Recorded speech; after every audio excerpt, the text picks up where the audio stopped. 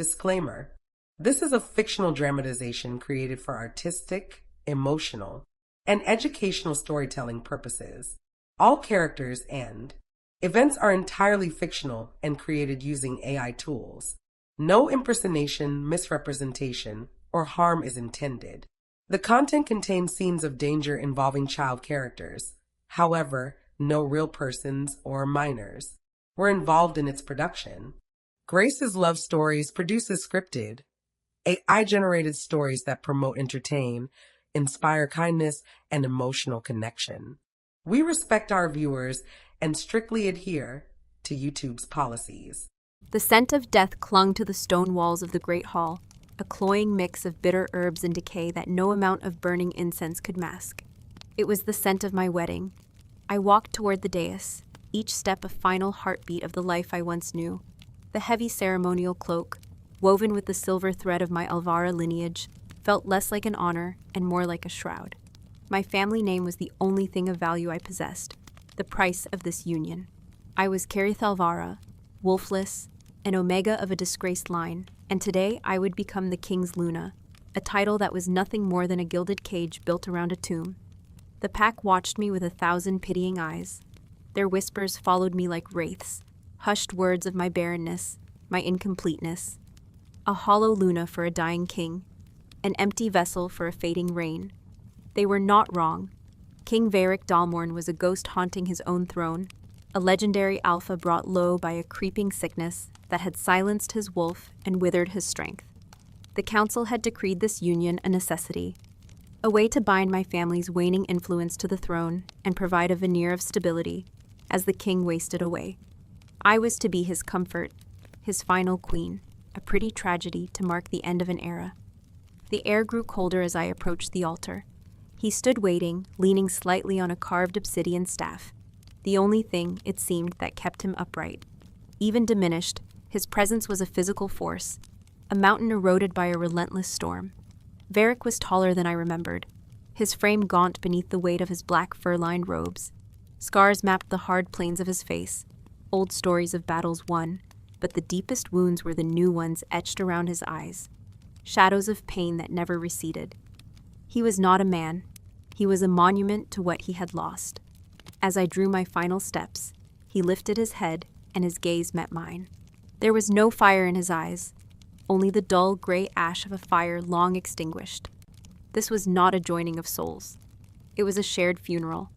The shaman, a withered elder with eyes like polished river stones, began the ancient rite. His voice was a dry rasp, reciting the words of the sacred bond, words that spoke of unity, strength, and eternity. Every syllable was a lie. There would be no eternity for us, only the handful of months the healers had granted him. There was no strength in this union, only the desperation of a pack, facing the abyss. Zareth of the House of Alvara, the shaman droned, his voice echoing in the cavernous silence. Do you offer your loyalty, your spirit, and your life to the Alpha King, to bind your fate to his, until the moon falls from the sky? My throat was a knot of dust and fear. I was offering a life that was already forfeit, a spirit the pack deemed broken. I do, I whispered, the words barely audible. They felt like grit on my tongue. The shaman turned to the king. Varric of the House of Dalmorn, Alpha of the Black Moon Pack. Do you accept this offering? Do you claim this Luna as your own, to protect her, to honor her, and to bind your soul to hers, for all the days the mountain stands? Varric's response was a low rumble, torn from a chest that seemed to struggle with each breath. I do. It was the sound of a rock slide, distant and inevitable. Then let the bond be sealed, the shaman declared, raising his hands. Let the marking commence.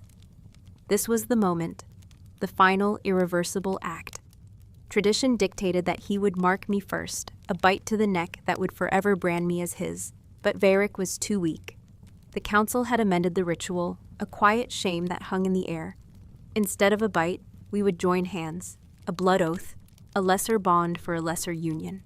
A tremor ran through me as the shaman produced a small silver dagger. He made a shallow cut across my palm first. The sting was sharp, and a line of crimson welled instantly, stark against my pale skin. The scent of my own blood, thin and wolfless, filled my senses. A scent of inadequacy, Then he turned to the king. Varric held out his hand, and for the first time, I saw the tremor in it. A fine, uncontrollable shiver that spoke of his profound weakness. The shaman drew the blade across his palm. Varric did not flinch, but a low groan escaped his lips, a sound of pure agony. His blood was dark, sluggish, and it smelled of sickness, of dust and bitter roots. "Join your hands," the shaman commanded. "Let the blood mingle. Let the spirits recognize one another." My heart hammered against my ribs. A frantic bird trapped in a cage of bone. This was it, the point of no return. I raised my trembling hand, the blood dripping from my palm, onto the cold stone floor. His gaze was fixed on me, those ash-gray eyes holding a universe of resignation. He was accepting his fate, and I was a part of it. Slowly, I reached out. The space between us crackled with a strange energy, the air growing thick and heavy. The pack held its collective breath. My fingers brushed his, and the world shattered. It was not a gentle touch. It was lightning striking dry earth. A searing, blinding heat shot up my arm. A current of raw power that felt like it was ripping my soul from my body. A gasp was torn from my throat, a sound of shock and pain. The air around us exploded with the scent of ozone and burning pine, chasing away the stench of death in an instant. But the true cataclysm was happening within him. Varric's body went rigid. A violent shudder racked his frame, so powerful it nearly sent him to his knees. His obsidian staff clattered to the floor. The hand holding mine clamped down with crushing strength, his fingers like iron bands around my own. A roar of something primal and furious ripped from his throat. Not a human sound, but the deep, guttural snarl of a wolf that had been silent for months. His eyes, once dull and lifeless, ignited. The gray ash was consumed by a blazing, molten gold, the incandescent fury of a true alpha. He stared at our joined hands, at the mingling of our blood, as if seeing a viper coiled there. His breath came in ragged, desperate pants, not from weakness, but from a sudden, overwhelming surge of vitality. Life, violent and untamed, was flooding back into him, a brutal, unwelcome torrent. Beneath his skin, I could feel it, a phantom presence, a great beast stirring from a long, drugged sleep. It was his wolf, clawing its way back from the brink. Awakened by the touch of my blood, it recognized something in me, something I didn't even know was there. The bond wasn't the quiet, symbolic thing the council had planned. It was a live wire, a conduit, and through it, my own life force was being siphoned away, feeding the starving creature inside him. The shaman stumbled back, his face a mask of disbelief and terror. The pack elders surged to their feet, their faces pale with shock. This was not supposed to happen. The ritual was meant to be a quiet farewell. Instead, it was a resurrection. Varric's golden eyes snapped up to meet mine. The pain was still there, but it was different now. It was sharp, clear, and mingled with a dawning horror that was directed entirely at me. He wasn't just looking at me anymore. He was seeing through me, into the very core of the bond that had just snapped into place. He saw the ancient, terrible magic at work. He saw the exchange, his life for mine. The prophecy, the one whispered in shadowed corners and dismissed as old lore, slammed into his consciousness. When the dying king touches the hand of the hollow bride, the shadow's claim shall be reversed. The wolf will rise, and the Luna will fall. He understood. He finally understood the council's true gamble. They hadn't chosen me to comfort him in death. They had chosen me to be the sacrifice that would save him from it. His grip on my hand tightened, his knuckles white. The fire in his veins was my fire. The breath in his lungs was my breath. And the shadow that had been slowly consuming him was now turning, its hungry gaze fixing upon a new target, me. His lips parted, but no sound came out. His expression was one of absolute soul-shattering terror, not for himself, but for me. The pack saw a miracle, a king reborn, but in the blazing gold of his eyes, I saw my own death sentence being signed. He finally loosened his grip, his fingers pulling away as if my skin had burned him. As his touch left mine, a chilling cold seeped into my bones, a profound emptiness that hadn't been there moments before. It was the first taste of the shadow's claim. No, he finally choked out, the word a raw, broken thing. He looked from me to the stunned council members, betrayal and fury warring in his face. "What have you done?" Varric's question hung in the air, sharp and glittering as a shard of ice. "What have you done?" It was not the voice of a dying man. It was the roar of a king, a sound of thunder rolling back into a silent sky. And the entire pack flinched as if struck. The scent in the hall had changed. The cloying miasma of sickness was gone, ripped away and replaced by the potent, electrifying aroma of a dominant alpha in his prime. Ozone, cold mountain stone, and ancient pine. It was a scent of absolute power, and it had been absent for so long that its return was a shock to the system. Elder Kalen, the grizzled head of the council with a face like carved granite, stepped forward. His expression was not one of guilt, but of grim, unyielding resolve. "We have done what was necessary, my king. We have saved our pack." "Saved it?" Varric's laugh was a harsh, terrifying bark that held no humor. "You call this salvation? Tying my life to the destruction of an innocent? You have made me a parasite, a carry-on feeder." He took a step toward them, and for the first time in a year, there was no weakness in his stride. There was only coiled, lethal strength. The council members instinctively took a step back. I stood frozen between them, the epicenter of the earthquake. The warmth from his hand had vanished, leaving a cold that was now seeping deeper into my marrow. It was more than a physical chill. It was an encroaching emptiness, as if the color and vibrancy of the world were being slowly leached away, leaving only shades of gray. I looked down at my palm. The cut the shaman had made was already a faint silver line, but the skin around it felt numb, dead. A wave of dizziness washed over me, and I swayed, my vision tunneling. "The legends were clear," Kalen pressed on, his voice strained but firm, projecting for the entire hall to hear. "The Alvara line carries a dormant spark. In a wolfless omega, that spark is pure life essence, untethered to a beast. The prophecy spoke of a union that could reignite a dying alpha's flame. It was a sacrifice, yes. One life to preserve the king, and with him, the thousands of lives that depend on his strength. A sacrifice." He said the words so easily, as if speaking of a felled deer, not my life. My life, which had been deemed worthless by everyone, including myself, was now suddenly valuable enough to be currency for a king's. The irony was a bitter acid in my throat. I had spent my entire existence in the shadows, a disgrace for my lack of a wolf, a constant reminder of my family's fall from grace. They had treated me as less than nothing, an empty space at the table. And now they had found a use for that emptiness. They were using my hollowness to fill his. Varric's golden eyes blazed. "You speak of prophecy and sacrifice, Kalen. I speak of damnation. You have cursed me. You have bound my soul to a death sentence, and not my own."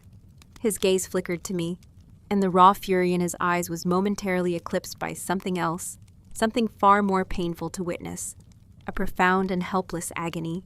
He was seeing the effects of the bond on me. He could probably smell the life draining from me, a scent like fading moonlight. His wolf was awake now, a restless, powerful presence just beneath his skin. I could feel it through the bond, a low thrumming that vibrated in my own chest. It was a magnificent, terrifying creature, tasting true vitality for the first time in months, and it was ravenous. It didn't understand the cost. It only understood the surge of life, the strength returning to its limbs, the fire rekindling in its blood. And it wanted more. It was drawing on me, pulling the very essence of my being through the newly forged connection, and there was nothing I could do to stop it. "She is your Luna now, Varric." Another elder chimed in, his voice trembling slightly. "The bond is sacred. It is done." "She is my prisoner," Varric snarled, his voice dropping to a low, dangerous growl that sent shivers down my spine. "And I am her executioner." The world tilted again, more sharply this time. The torches lining the walls seemed to dim, their flames shrinking. The murmuring of the pack became a distant, buzzing drone. The cold was an ache in my bones now, a deep and settled weariness that felt ancient. I was 18 years old, but in that moment, I felt as though I had lived 1,000 years and was finally fading into dust. My knees buckled. Before I could fall, a hand shot out and clamped around my arm. It was Varric. His touch was electric, a jolt of warmth against my spreading iciness. He pulled me upright with an ease that spoke of his newfound strength. a strength stolen directly from me. The contact was a dizzying paradox. His heat was a comfort against the cold, but I knew it was the very source of my decline. He pulled me slightly behind him, a subtle, protective gesture that shielded me from the accusing stares of the council and the pitying gazes of the pack. His body was a solid wall of heat at my back, and his scent, that overwhelming fragrance of winter and wilderness, enveloped me. For a split second, I felt safe. It was an absurd, impossible feeling. The man whose life was actively consuming mine was the only thing holding me up. "The ceremony is over, Vaude," he announced, his voice booming with an authority that had been missing for far too long. No one dared to argue. "The council will answer to me, in private." He didn't wait for a response. His grip still firm on my arm, he turned and began to walk, pulling me along with him. The pack parted before us, a sea of stunned faces. Whispers followed in our wake, a mixture of awe at their resurrected king and a dawning, horrified understanding of the price. I was no longer just the hollow bride, I was the living sacrifice, and my slow walk to the altar had been replaced by a swift march to a different kind of grave. We left the great hall, plunging into the cold, silent corridors of the royal wing. The torches here flickered, casting long, dancing shadows that seemed to reach for me. Every step was a monumental effort. The lethargy was getting worse, a heavy blanket being draped over my soul. Varric's pace didn't slow. He moved with the predatory grace of the alpha he was born to be, his long strides effortless. I had to nearly run to keep up, my breath coming in short, shallow gasps. He didn't speak. The silence between us was thick with unspoken horrors, charged with the violent energy of the bond that pulsed between us. I could feel his wolf, curious and proprietary, assessing me through that connection. It recognized me as its source of life, its mate, its Luna. And deep within my own wolfless soul, a tiny, forgotten part of me trembled in response to the sheer power of it. Finally, he stopped before a pair of immense, iron-bound oak doors. This was the entrance to his private chambers, a part of the castle that had been sealed since his illness had taken hold. He pushed one of the heavy doors open with one hand, the groan of the ancient hinges echoing in the empty hall. He led me inside and let the doors swing shut behind us with a deafening boom, plunging us into near darkness and an even deeper silence. The air inside was stale and thick with the dust of disuse. Faint moonlight filtered through a tall, arched window, illuminating the ghostly shapes of furniture. Draped in white cloths, this was the heart of his lair, the den of a great beast that had been waiting to die. He finally released my arm. The loss of his warmth was immediate and sharp. The cold rushed back in, more intense than before. I wrapped my arms around myself, shivering, though the room was not cold. Varric moved to the window, his silhouette a stark, powerful shape against the pale light of the rising moon. For a long moment, he simply stared out at the night, his back to me. His shoulders were tense, the muscles in his back corded with strain. He was a man at war with himself, his body now a vessel of stolen life, his conscience a battlefield. When he finally spoke, his voice was low and raw, scraped clean of all bravado. "How much do you feel?" The question was so direct, so devoid of preamble, that it took me a moment to find my voice. I'm cold," I whispered, the words barely a puff of air. "And tired. So tired." He turned slowly, and in the dim light, I could see the torment carved into his features. The golden glow of his eyes had softened to a deep, molten amber, and they were fixed on me with an intensity that made my heart ache. "It will get worse," he said, his voice flat with grim certainty. "The bond is active. My wolf, it is drawing from you. It doesn't know it's killing you." Tears pricked at my eyes, hot and sharp, but I refused to let them fall. I had been raised to show no weakness, to bear my shame with quiet dignity. I would not break now. What happens to me?" I asked, my voice trembling despite my best efforts. He walked toward me, closing the space between us until he stood just a breath away. He was so tall, a mountain of a man, and I had to crane my neck to look up at him. He smelled of the night, of power, of a life I would never have. He lifted his hand, his fingers hesitating for a moment before they came to rest gently against my cheek. His palm was calloused but incredibly warm. The touch was a fire against my icy skin, and an involuntary shudder ran through me. It was the most tender gesture I had ever received in my life. "The shadow that was feeding on me has now claimed you," he said softly, his thumb brushing over my cheekbone. "It will drain you, slowly at first, then all at once. The healers, they believe you have weeks, perhaps a month." A month. The word was a death knell, 30 days to fade into nothing. The tears finally welled over, tracing silent, cold paths down my cheeks. "I did not ask for this," he murmured, his voice thick with a self-loathing that was terrifying to behold. "Sereth, I swear to you, on my honor as king, I did not know." I believed him. The horror in his eyes was too real, too profound to be feigned. He was as much a victim of the council's plot as I was. He let his hand fall away, and the cold returned with a vengeance. He looked at me, his gaze holding mine, and I saw a vow being forged in the amber depths of his eyes. A vow of fire and iron. "They have tied your death to my life," he said, his voice a low, resonant growl that vibrated through the floor. "A bargain I will not accept. There must be a way to undo this, to sever the bond." He took a step back, a new fierce determination hardening his features. "I will find it. I will tear this castle apart stone by stone. I will hunt down every shaman, every scrap of ancient lore. I will not let you die for me." He paused, his eyes searching mine in the gloom, and the final words he spoke were not a promise, but a deadly oath that sealed our fates together in a way the wedding ceremony never could, even if it means I have to die myself. Varric's oath hung in the dusty air, a thing of terrible binding power, but the moment of connection, of shared desperation, was fleeting. He stepped back from me, and the king returned. The tormented man was gone, replaced by the alpha whose presence had once made mountains tremble. His jaw was set, his amber eyes hard as gemstones. He was no longer just my fellow captive. He was a monarch with a kingdom to command and a war to wage. "Guards!"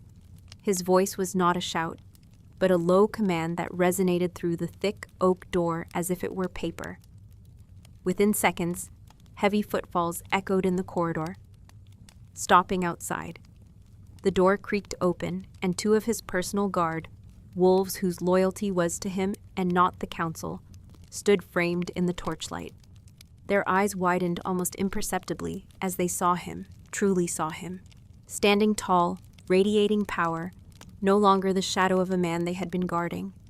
"Light the fires, bring blankets, food, wine," Varric ordered, his words clipped and precise.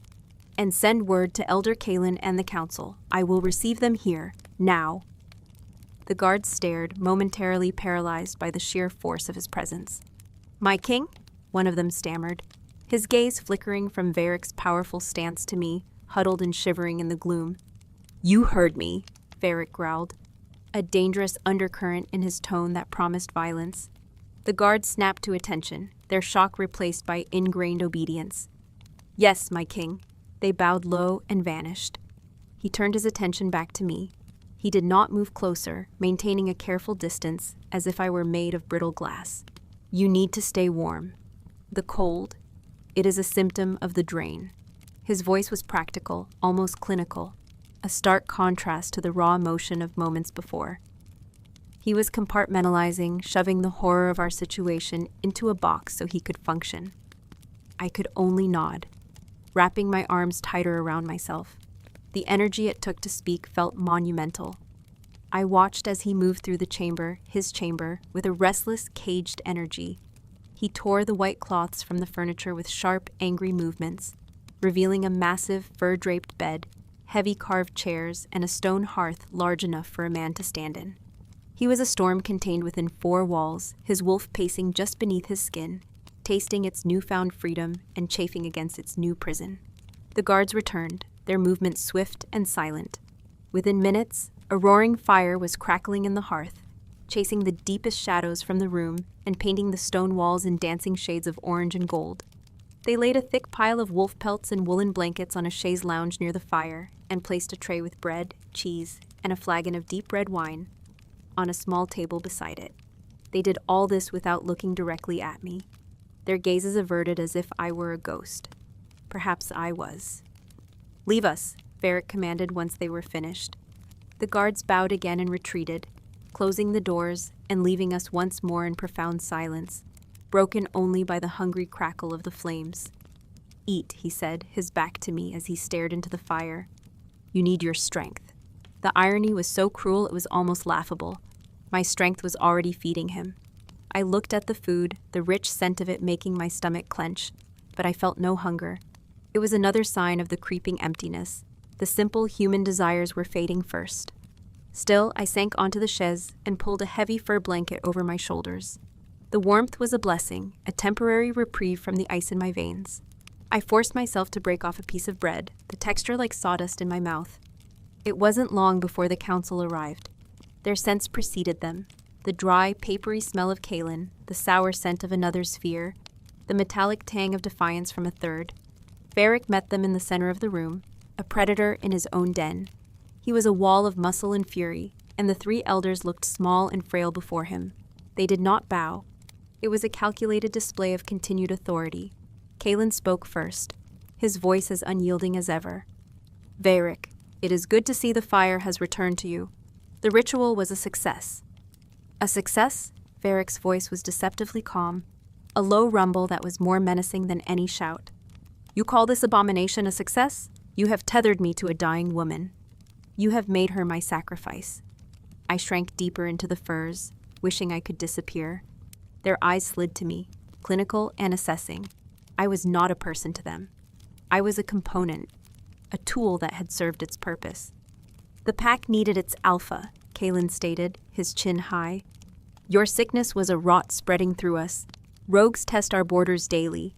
The Eastern packs watch us like vultures. Without your strength, we would have been torn apart before the next full moon." Her life weighed against the thousands in this pack.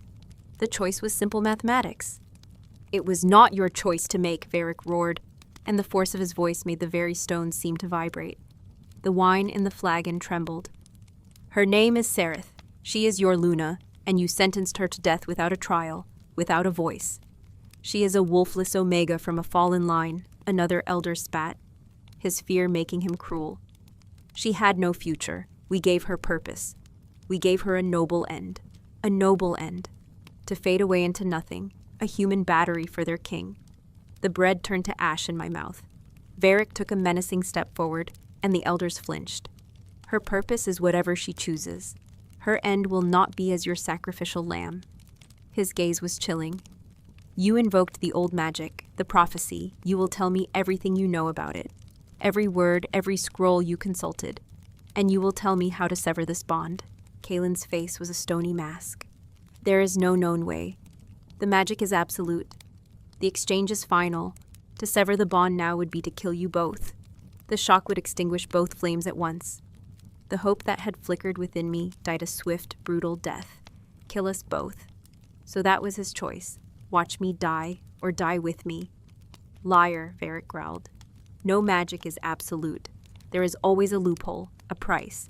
You will find it, or I will strip you of your titles, your land, and your names. You will be exiled, cast out as rogues for the vultures you so fear to feast upon. I give you until sunrise." The threat was absolute. Exile was a fate worse than death for a pack wolf.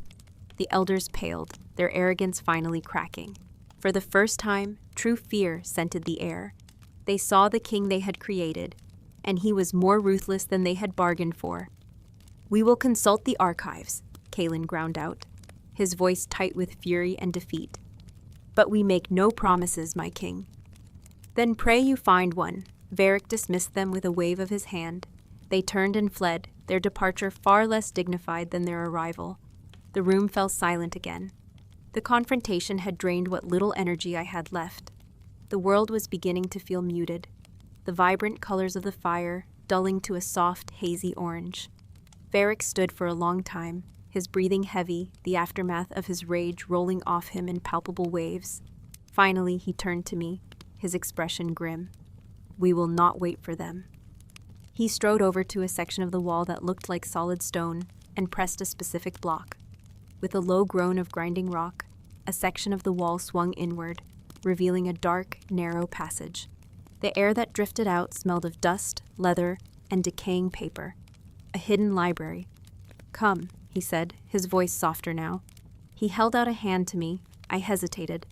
To take his hand was to invite that devastating, life-stealing connection, but to refuse was to admit defeat. I stared at his hand, large, scarred, the hand of a warrior and a king, the hand that had brought my death sentence crashing down upon me. With a trembling breath, I placed my own in his. The jolt was less violent this time, but the effect was more insidious.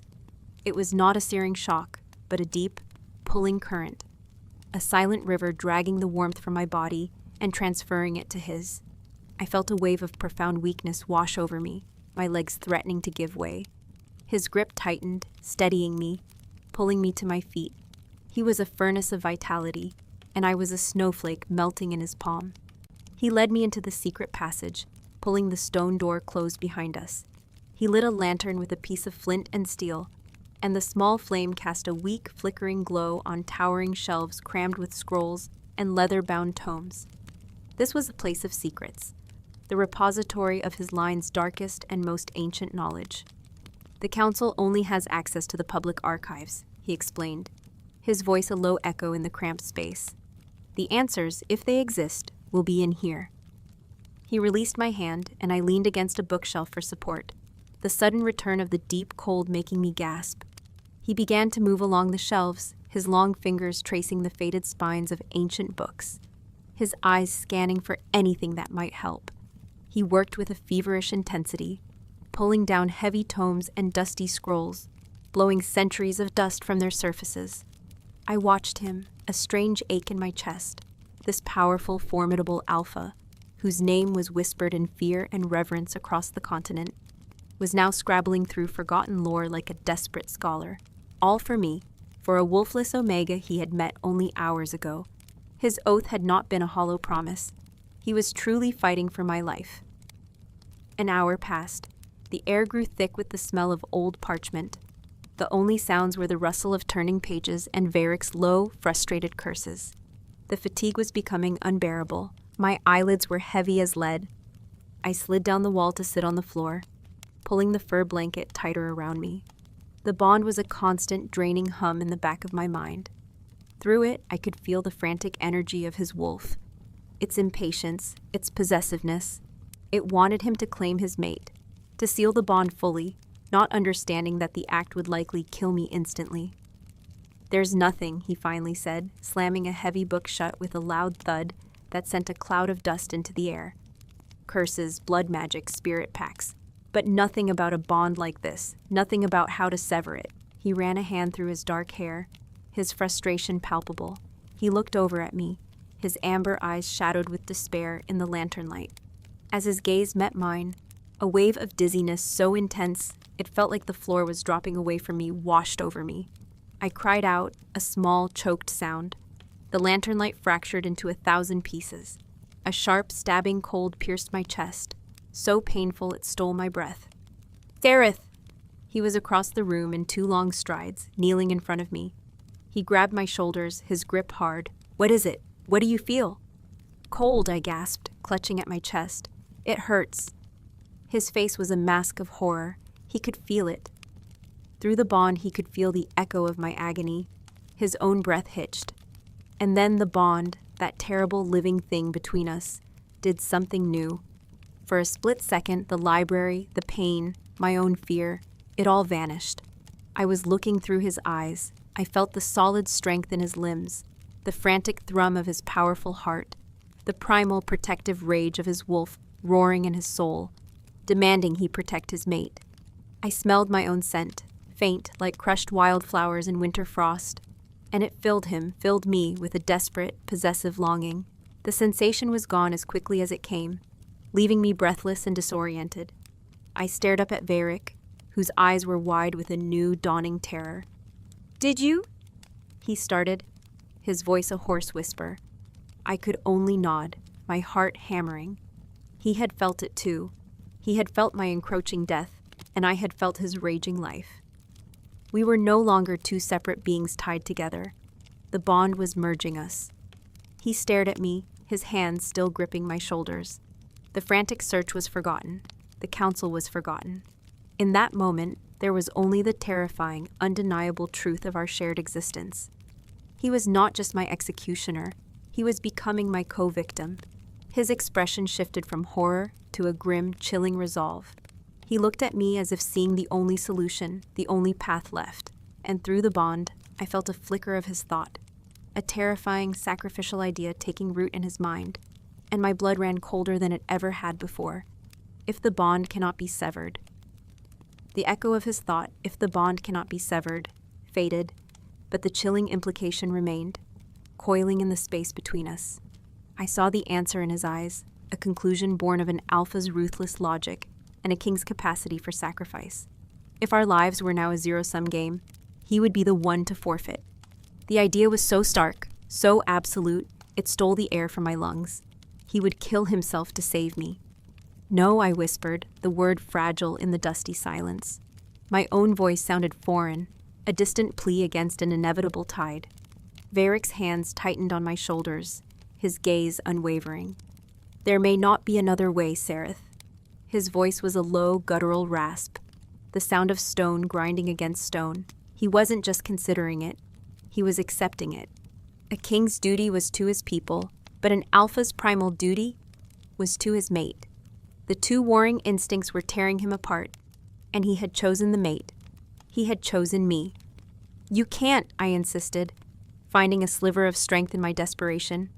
The council, Kaelin said severing the bond would kill us both. What if your death does the same? What if it just drags me with you? The possibility struck him. I felt it through the bond, a tremor of uncertainty, a flicker of doubt in his grim resolve. The thought of his death inadvertently causing mine was a new layer of hell he hadn't considered. He let out a harsh, frustrated breath and released me, surging to his feet. He began to pace the narrow confines of the hidden library, a caged wolf whose den had just become a trap with no exit. Then we are chained together, marching to your grave, he snarled, the words directed at the unseeing shelves of books. This is a crueler curse than I could have imagined. I watched him, my own panic giving way to a strange, hollow calm.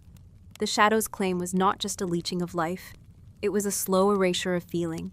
The terror was still there, but it was muffled, as if happening to someone else. I could feel the cold seeping into the core of me, a permanent winter setting in. My life was no longer measured in years or months, but in breaths. Each one I took felt shallower than the last. Maybe the council was right, I said, the words tasting like ash. Maybe this is my purpose.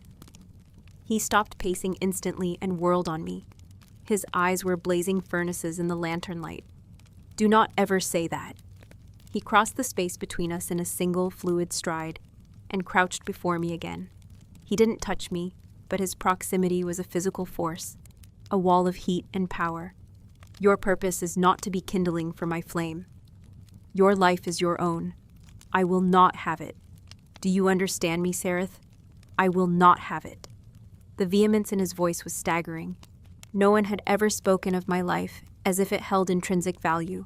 To my family, I was a shame. To the pack, a burden. To the council, a tool. But to this man, this king who was bound to me by a parasitic magic, my life was a thing to be fought for, to be defended with a ferocity that bordered on madness. A single hot tear escaped and traced a path through the dust on my cheek. He saw it and his expression fractured, the anger giving way to that raw, helpless agony I had seen before. He reached out, his hand hovering near my face, then seemed to remember the consequence of his touch, and drew it back, clenching it into a fist at his side. The simple, aborted gesture was more intimate than any touch. Sunrise is coming, he said, his voice strained. Kaelin will return. They will have found nothing, and they will expect me to accept this. To accept you as the price for my recovery. He looked away from me, his gaze turning inward. They will be disappointed. He rose and offered me his hand once more. This time I did not hesitate. As my fingers met his, the familiar draining current began. But I focused on the warmth, on the solid strength of his grip as he pulled me to my feet. Every touch was a trade, a moment of his strength for a piece of my life. We returned to his chambers. The fire had burned down to a bed of glowing embers, and the first pale gray light of dawn was filtering through the high window. The room felt different. It was no longer a tomb, but a king's chambers, awake and alive, filled with his scent and the restless energy of his presence. He led me to the chaise and gently pushed me down, covering me with the furs. "Rest," he commanded softly. "The less energy you expend, the slower the drain." I wanted to argue, to say that I couldn't rest, but the exhaustion was a physical weight pressing me down. My eyes fluttered closed of their own accord.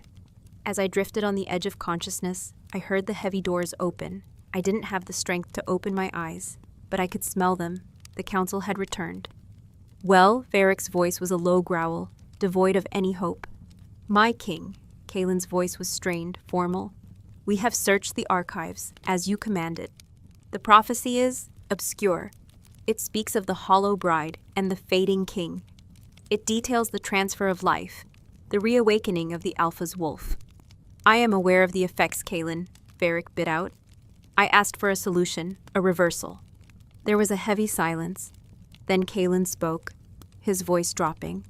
"There is no reversal. The texts are clear. The bond is a one-way conduit. Life essence once given cannot be recalled. However, Varric's tone was sharp, laced with sudden, desperate attention. "There is a mention, a whisper, not of severing the bond, but of balancing it." My heart, which had been beating with a slow, lethargic rhythm, gave a painful thud. I forced my eyes open. The three elders stood before Varric, their faces grim. Kalen held a thin, ancient-looking scroll. "What do you mean, balancing?" Varric demanded.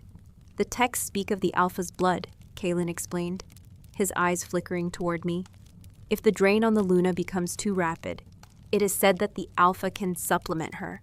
A willing offering of his own blood given directly, it will not stop the drain, it will not save her, but it will slow it. It buys time." Time. The word was a splash of cold water.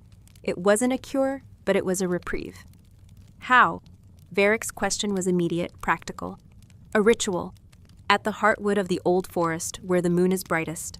The Alpha must open a vein, and the Luna must drink. It is an act of supreme intimacy, of shared life and shared death. It strengthens the bond, deepens the connection, even as it prolongs the inevitable, strengthens the bond."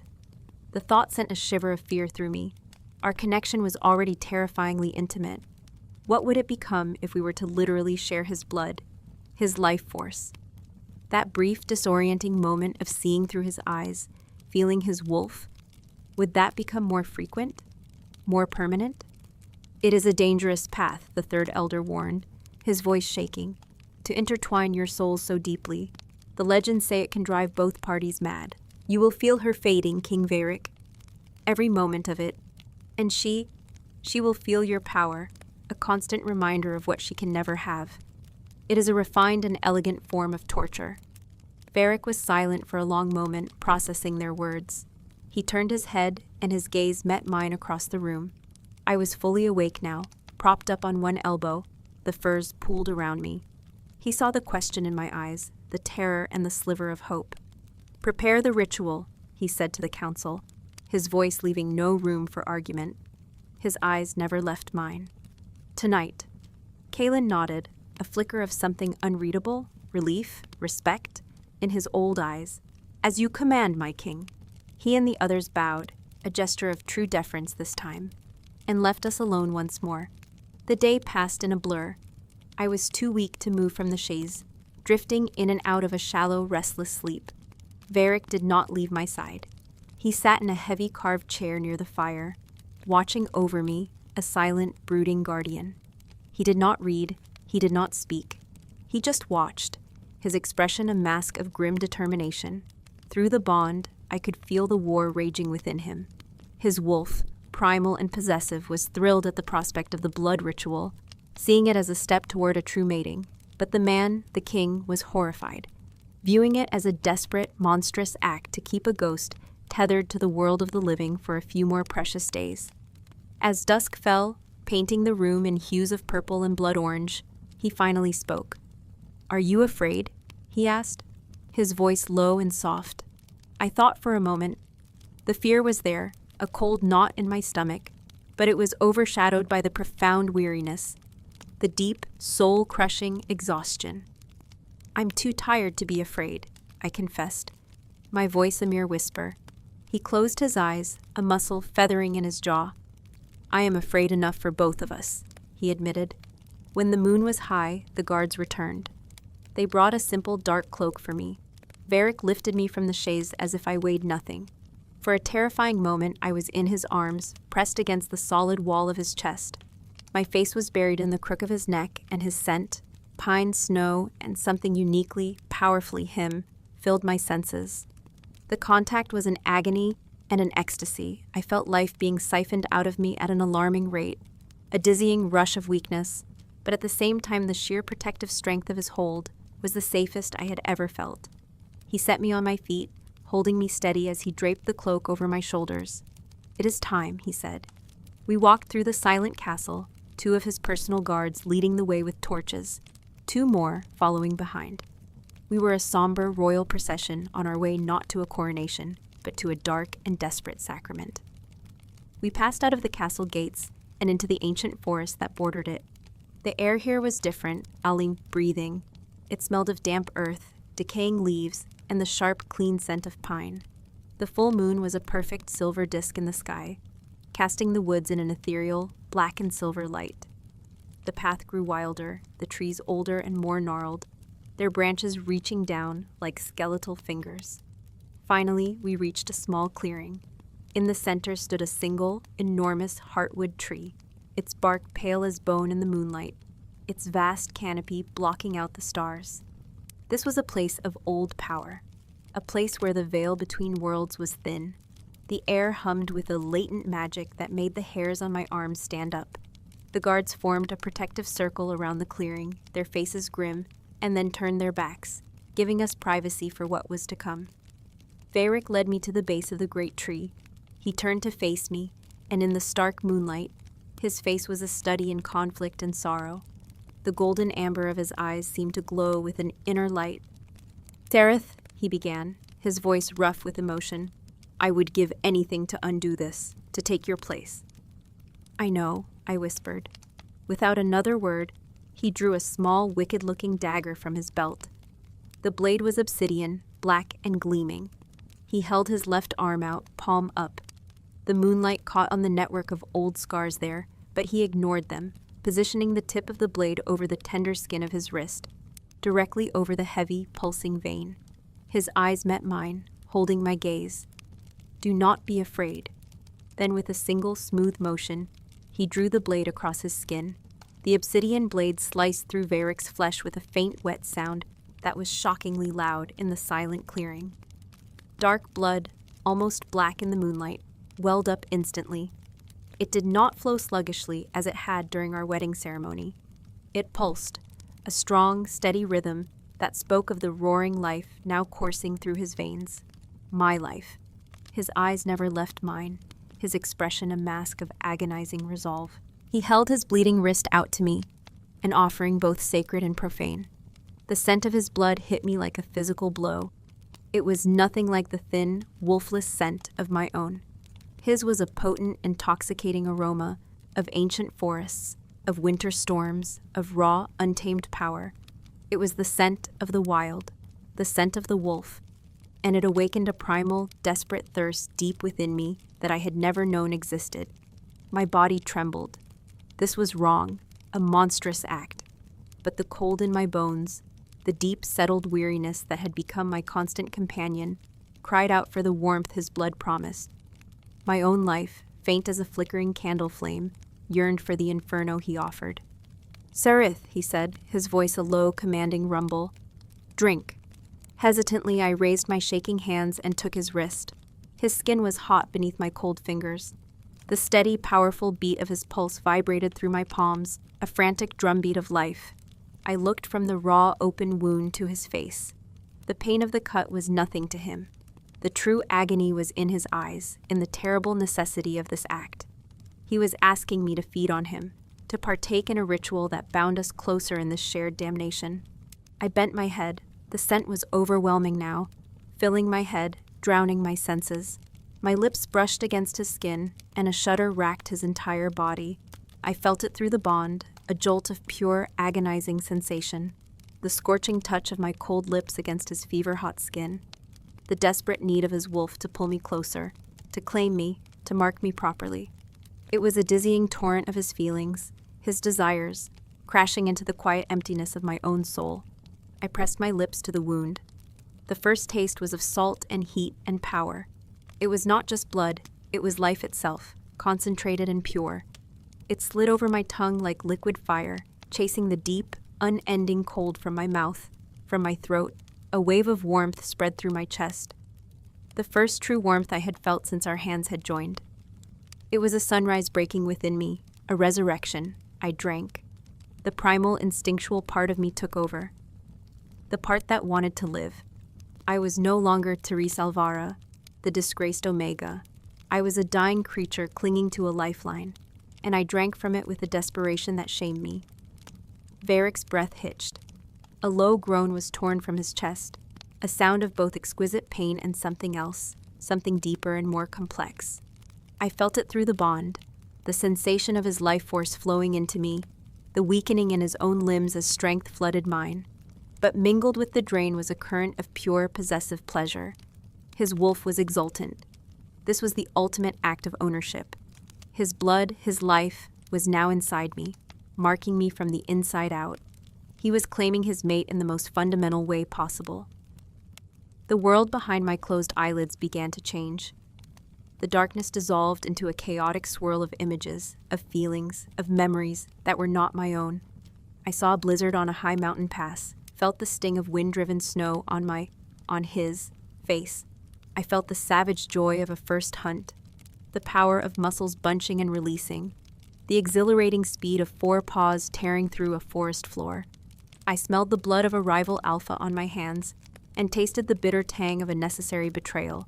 I was seeing his life. The bond, fortified by his blood, had become a window into his soul. The warmth was a roaring bonfire now, pushing back the encroaching shadow. The gray veil over my vision burned away, and the colors of the world returned with a startling, painful intensity. The silver of the moonlight, the deep green of the moss on the heartwood tree, the impossible, blazing amber of his eyes. My heart, which had been beating with a slow, tired flutter, began to pound with a strong, steady rhythm that matched his. The stabbing ache in my chest was gone. I pulled back, gasping, my lips stained dark with his blood. The world was sharp and clear, almost painfully so. The fatigue was gone, replaced by a thrumming energy, a vitality that felt borrowed and illicit. I looked up at Varric.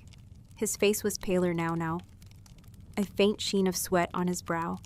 He was leaning more heavily against the ancient tree, the hand not held by mine, braced against the trunk for support. I had taken something from him, not just blood, but a measure of his strength. He looked down at me, his expression unreadable. The pain and horror were still there, but they were now mingled with a stunned, profound awe. The bond between us had changed. It was no longer just a parasitic drain. It was a two-way street, a turbulent, swirling river of shared sensation and emotion. He could feel the life returning to me, the warmth spreading through my limbs, and I could feel the slight tremor of weakness in his. We were a closed circuit, a perfect, terrible system of exchange. "It worked," I whispered, my voice stronger than it had been in days. "For now," he said, his voice strained. He pulled his wrist from my grasp and tore a strip of cloth from his tunic, wrapping it tightly around the wound. The bleeding slowed, then stopped. "It bought you time, nothing more." But it felt like more. It felt like a breath of air to a drowning woman. I could stand on my own. The world did not tilt when I moved my head. I felt alive. And it was the most addictive, terrifying feeling I had ever known. How could I ever go back to the gray emptiness after tasting this? "The elder was right," Varric said, his voice low as he watched my face. "This is a torture." He was right. To be given this reprieve, this taste of true vitality, only to have it inevitably fade, it was crueler than a swift end. Every beat of my now strong heart was a reminder that it was beating on borrowed time, with borrowed life. His wolf, however, was not concerned with the future. It was consumed by the present. Through the bond, I felt its raw satisfaction. It was a possessive, triumphant hum that vibrated in his chest. Mine, the feeling seemed to say. Mine to protect. Mine to feed. Mine. The strength of its emotion was so powerful it was almost my own. A strange, unfamiliar warmth bloomed in my chest, a feeling of being cherished, of being wanted, that had nothing to do with the life-giving properties of his blood. It was the wolf's affection, its claim, and it was directed at me. "We should go back," Varric said, pushing himself away from the tree. He was steady on his feet, but I could feel the subtle effort it took. He was an ocean of power, and I had taken but a single cup, yet even he could feel the loss. As we turned to leave the clearing, a sudden, piercing howl split the night. It was not from one of our guards. It came from deeper in the forest, a wild, mournful sound filled with challenge and hunger. Rogue. Instantly, Varric's guards materialized from the shadows, forming a tight circle around us, their hands on the hilts of their swords. Varric pushed me behind him, his body a solid shield. His own posture changed, his shoulders broadening, his head lifting as he scented the air. He let out a low growl, a sound that was pure alpha, a rumbling threat that vibrated through the soles of my feet. It was a warning. This is my territory. This is my Luna. Stay back. Another howl answered, closer this time, and another. It wasn't one rogue. It was a pack. "My King of Faz," the captain of his guard said, his voice tense. "They are bold. They must have sensed your previous weakness." "My weakness is gone," Varric stated, his voice cold iron. "Let them come and test my recovery." But I knew the truth. They were not just sensing his recovery. They were smelling me. They were smelling the ritual. The air was thick with the scent of his spilled blood, a powerful lure. But now it was mingled with my own scent, which had changed. Before, I smelled of nothing, of absence. Now, infused with his blood, his life, my scent was a beacon. I smelled of an omega, yes, but an omega claimed by a powerful alpha, an omega brimming with a stolen, potent life force. To a hungry rogue pack, I was an irresistible prize, a source of power to be taken. The rustling in the undergrowth grew louder. The circle of guards tightened. Varric drew his own sword, the sound of steel sliding from its scabbard unnervingly loud. The moonlight glinted off the long, deadly blade, and then they came. They burst from the trees not as men, but as wolves. Great, shaggy beasts, larger and leaner than pack wolves, their eyes glowing with a feral yellow light. There were at least a dozen of them, their lips pulled back from their teeth in silent snarls. They didn't howl now. They were hunting. The guards met them with swords and shouts. A clash of steel on fang and claw. The clearing erupted into a maelstrom of violence. It was a brutal, bloody dance in the moonlight. Varric did not join the fray. He stood his ground in front of me, his sword held ready, his body a living wall between me and the battle. His focus was absolute. He was a king, but in that moment, his entire kingdom had shrunk to the space I occupied. One of the rogue wolves, a massive beast with a scarred muzzle and matted black fur, broke through the guard's line. It ignored the swordsman and launched itself directly at us, its yellow eyes fixed on me. It was the alpha, and it wanted the prize. It happened in a blur of motion. The beast lunged, its jaws snapping, aiming for my throat. I screamed, stumbling backward. But Varric moved faster than seemed humanly possible. He didn't use his sword. He dropped it, and with a roar that was more wolf than man, he met the creature's charge with his own body. He caught the great wolf in midair, his hands sinking into the thick fur of its ruff. The impact was tremendous, but Varric's feet only slid back a few inches. For a heart-stopping moment, they were locked in a primal struggle, man against beast. The wolf snarled and snapped, its claws tearing at Varric's arms, but his grip was iron. And then, with a guttural roar of pure, unadulterated dominance, Varric twisted. There was a sickening crack of bone that echoed through the clearing. The wolf went limp in his arms. He threw the massive dead creature aside as if it weighed nothing. He stood breathing heavily, his chest rising and falling, blood from the wolf's claws welling on his forearms. He turned to me, his amber eyes blazing with the fire of battle, with the fury of his protective instincts. The man was gone. In his place was the alpha, the predator, the king of wolves. He saw the terror on my face, and his expression softened, just for a fraction of a second. He took a half step toward me, and then he stopped. His eyes widened, not with anger, but with a new, dawning horror. He wasn't looking at me. He was looking at my hands. I followed his gaze. I had thrown my hands up to shield my face when the wolf lunged. They were still there, trembling in the air in front of me. And from the tips of my fingers, shimmering in the moonlight, grew long, sharp, unmistakable claws of shadow and silver light. The claws were not real, not solid. They were constructs of shimmering, semi-translucent energy, moonlight given form and purpose, tipped with the deep black of a starless night.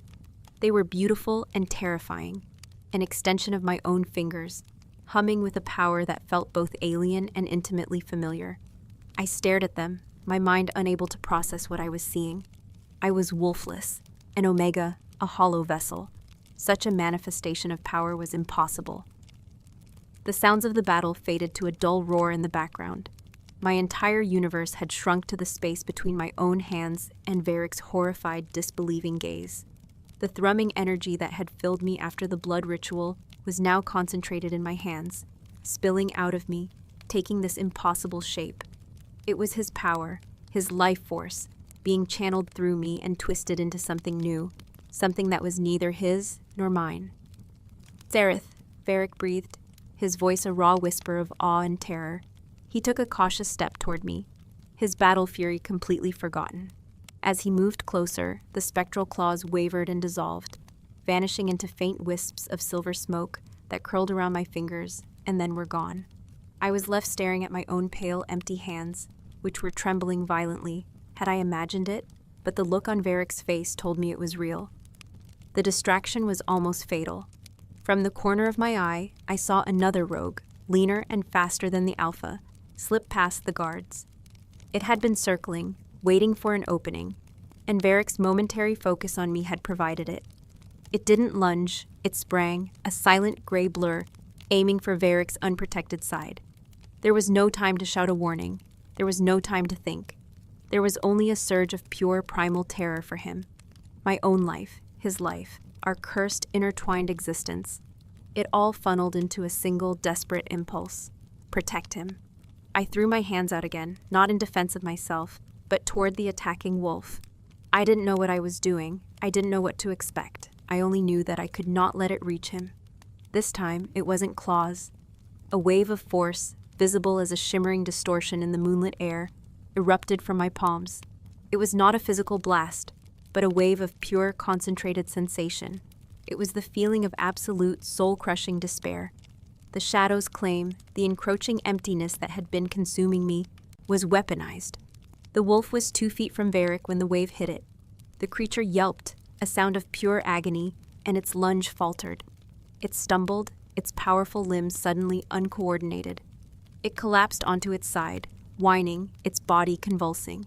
It wasn't wounded, not physically, but its feral yellow eyes were wide with a terror that went beyond the fear of a hunter.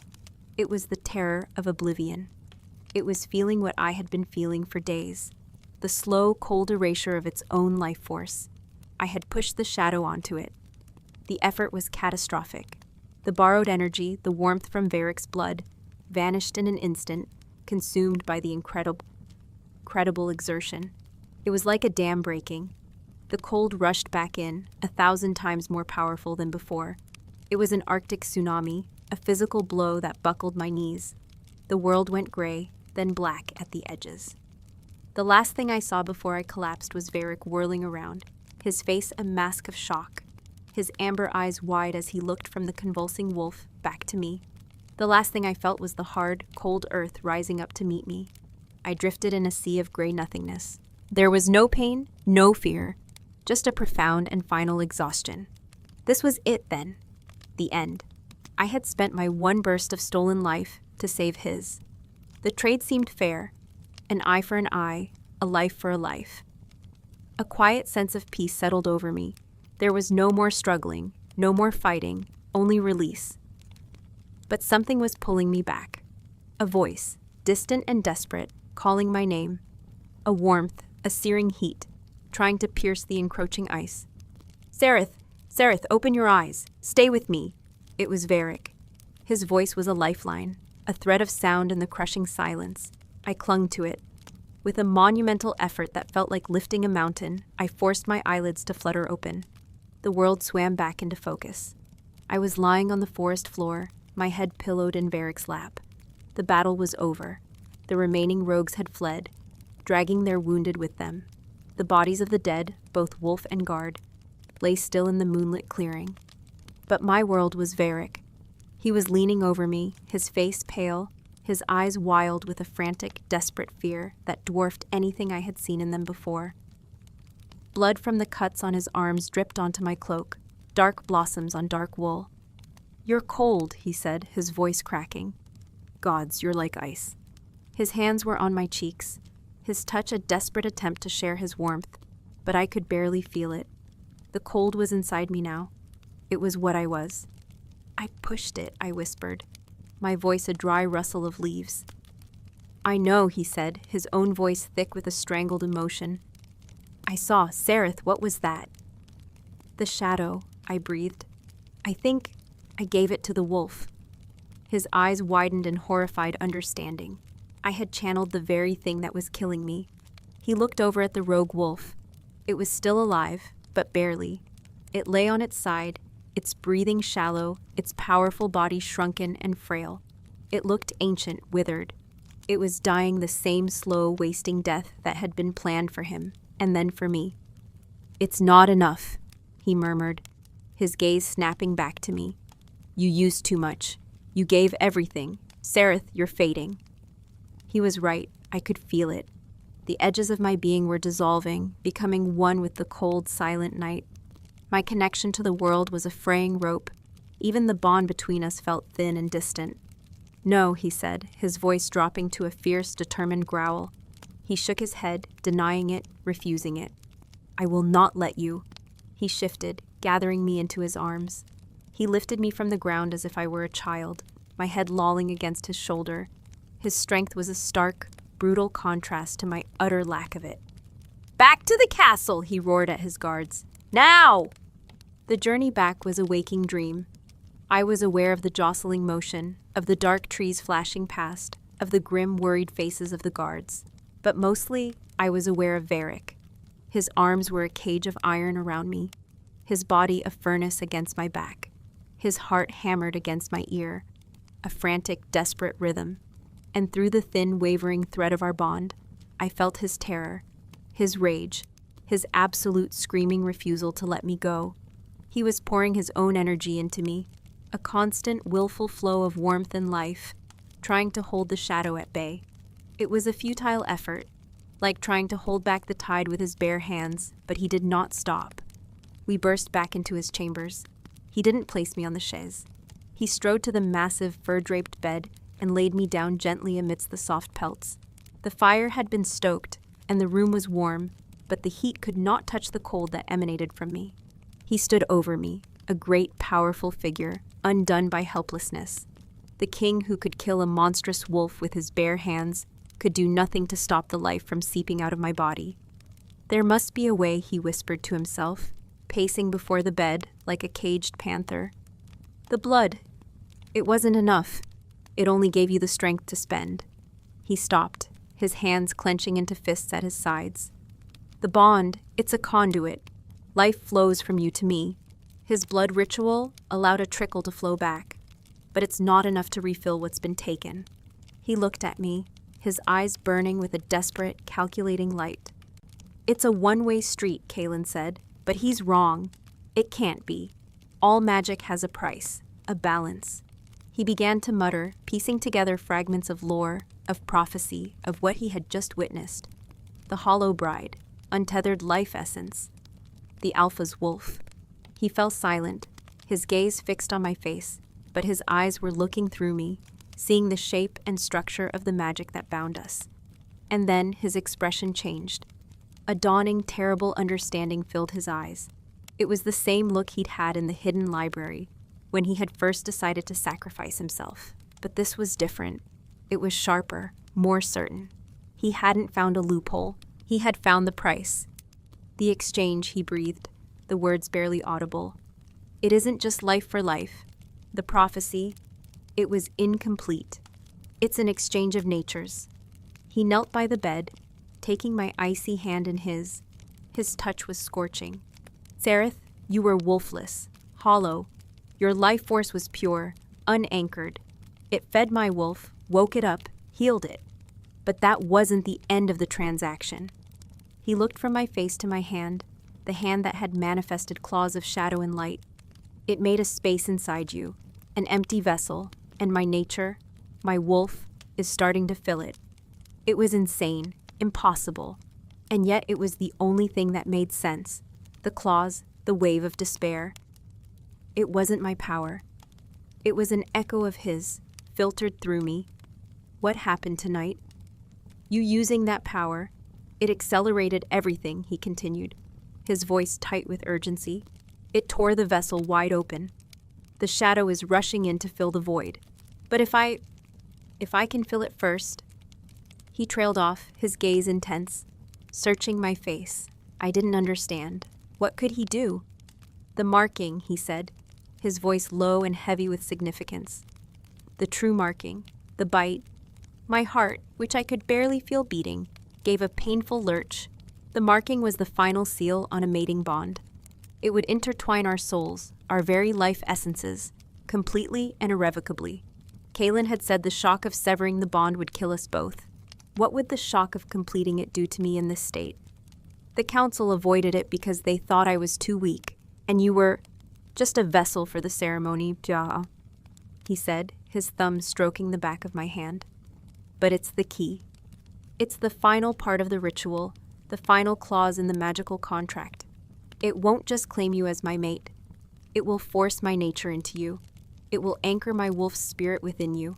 It won't give you a wolf, not a true one, but it will fill that emptiness with an echo of mine. It will give the shadow no place to take hold. It was a desperate gamble, a wild theory based on fragmented lore and a single terrifying manifestation of power. It could kill you, he admitted, his voice raw. The shock. The influx of that much power when you are this weak. It could shatter you. I looked into his eyes, into the amber depths where a king's resolve warred with a man's terror. He was offering me a chance. A terrifying, painful, uncertain chance, but a chance nonetheless. The alternative was to lie here and fade into nothing. My choice was no choice at all. I couldn't speak, but I squeezed his hand, a faint, flickering pressure. It was enough. A look of grim, heartbreaking determination settled on his face. He leaned over me, his body shielding me from the rest of the world. He lowered his head, his hair brushing against my cheek. His breath was warm against my skin. "Forgive me," he whispered. And then I felt the sharp pressure of his fangs against the tender flesh of my throat. 3 months. I stood on the stone balcony of the king's chambers, a fine woolen cloak wrapped around my shoulders, and watched the full moon hang like a pearl in the ink-black sky. The night air was crisp, carrying the scent of pine and distant snow from the mountain peaks. It was cold, a clean and natural chill that I welcomed. For the first time in what felt like a lifetime, the cold was on my skin, not in my bones. The shadow was gone. The marking had not been a gentle salvation. It had been an agony, a fire, a war, waged within the confines of my own soul. When Varric's fangs had pierced my skin, it was not just his essence that flooded me, but the full, untamed spirit of his wolf. It was a tidal wave of primal power, of ancient instinct, of pure alpha dominance, crashing into the fragile emptiness within me. The shock had nearly torn me apart. For days I lay in a fever dream, caught between two opposing forces. The shadow, the cold void, fought to claim the hollow space I represented, and the echo of Varric's wolf, a blazing golden predator, fought to fill it, to burn the shadow out, to claim the territory as its own. I had been the battlefield, and in the end, a balance had been struck. I was not a shifter. I did not have a wolf of my own, a second form to slip into beneath the moonlight. The wolfless Omega I had been born as was, in essence, what I remained. But I was no longer hollow. The emptiness inside me had been filled, imprinted with the spiritual echo of Varric's wolf. It lived within me now, a quiet, slumbering power, a constant, comforting warmth where the ice had once been. It was a permanent anchor tying my soul to his, a presence that hummed in tune with the great beast that paced beneath his skin. I lifted my hand in the moonlight.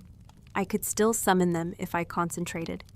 The claws of shadow and light, they were my inheritance from that terrible battle, a manifestation of the balance I now embodied. They were made of the life he had given me, and tempered by the death that had claimed me. A paradox, a weapon, a reminder. The heavy doors to the chamber slid open, and I didn't need to turn to know it was him. I felt his presence not just as a sound or a shift in the air, but as a resonant thrum deep within my chest, the echo inside me singing in recognition of its source. His footsteps were silent on the stone as he came to stand behind me, his body a familiar wall of heat. Strong arms wrapped around my waist, pulling me back against his solid chest. He rested his chin on my shoulder, his warm breath ghosting across my neck, near the place where a faint silver scar now resided. It was no longer a wound, but a seal, a promise.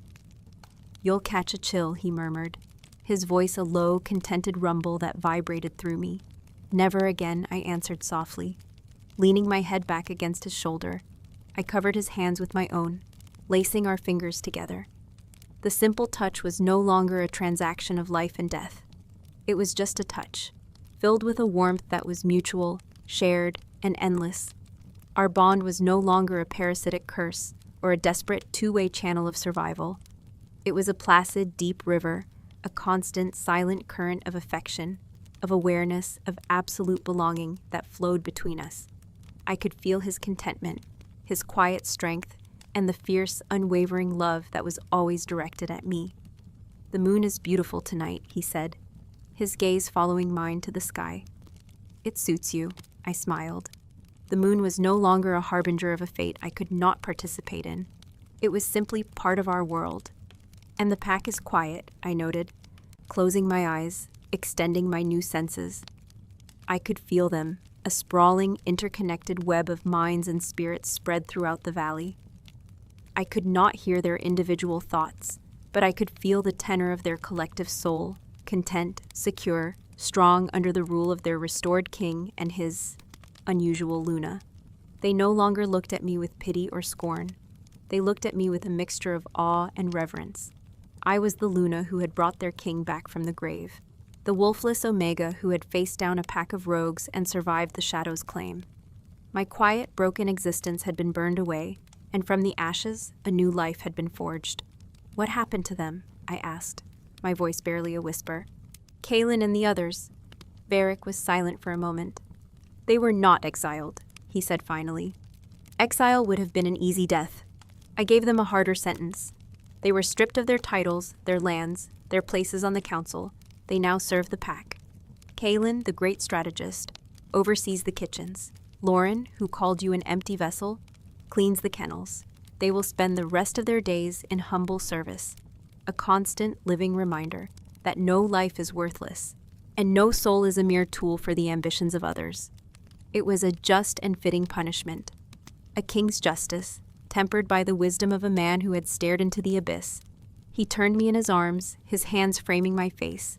His amber eyes, free of all shadows and pain, glowed with a deep, consuming adoration. "I almost lost you," he whispered, his voice thick with the memory. "In that clearing, and again, on that bed, I have faced armies and beasts, Kareth. I have never known a terror like the thought of my world without you in it. But I am here," I said, raising a hand to touch the old scar on his cheek. "You saved me." "No," he shook his head, a fierce, passionate light in his eyes. "We saved each other. Your life woke my wolf. And my wolf, it gave you a place to anchor yours." He leaned down and pressed his forehead against mine, his scent of pine and winter enveloping me. "You are my Luna, my mate, my miracle, the hollow bride who filled the emptiness in my own soul." Tears welled in my eyes, but they were tears of a profound, overwhelming joy. I was not a symbol. I was not a sacrifice. I was loved, by a king, by an alpha, by a man who had been willing to die for me, and had instead shown me how to truly live.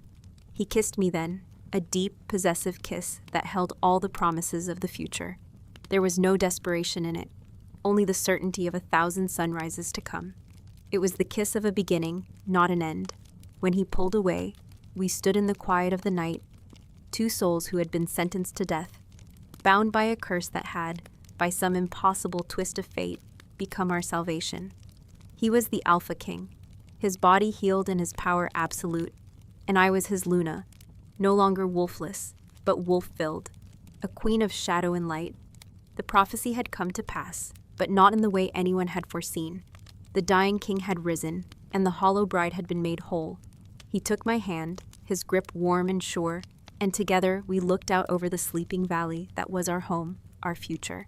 And in the quiet dark, beneath a waking moon, our story truly began.